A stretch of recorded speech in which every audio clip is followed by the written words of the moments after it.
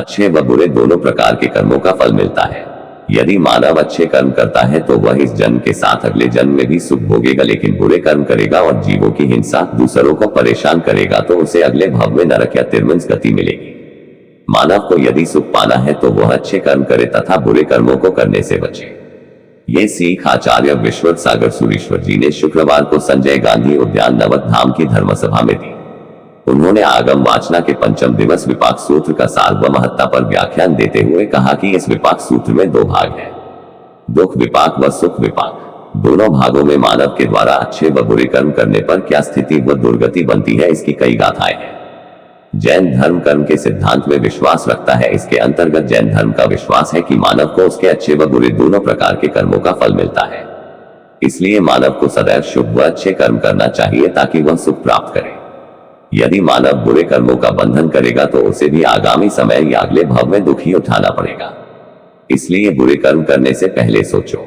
पंचम दिवस की आगम वाचना का लाभ दिलीप राम का परिवार, कैलाश शांतिलाल जैन रतलाम वाला परिवार, रविंद्र कुमार दावड़ा परिवार ने लिया।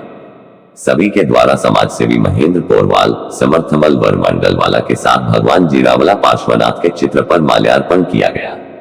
धर्मसभा का संचालन आराधना भवन श्री संघ के कोषाध्यक्ष अनिल धीम ने किया।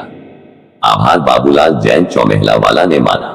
संजय गांधी उद्यान में नियमित प्रवचन के दौरान सीख देते आचार्य विश्वनाथ सागर महाराज, तकलीफ देखकर मन में करुणा का भाव रखो। आचार्य श्री ने कहा कि किसी व्यक्ति की बीमारी, शरीर में तकलीफ या दुख देखकर हमारे मन में करुणा का भाव आना चाहिए। यदि कोई व्यक्ति आपका शत्रु है या विरोधी है और वह दुख में है तो उसके दुख को देखकर तुम सुख का अनुभव करते हो, यह उचित नहीं है।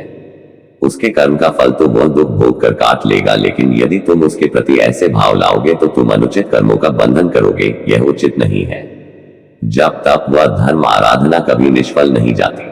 आचार्य श्री ने कहा कि कोई व्यक्ति राइट सामाजिक प्रतिक्रमण करता है या कोई भी धार्मिक कर्म करता है तो उसका फल सदैव उस मानव के लिए शुभ व सुखकारी ही होगा।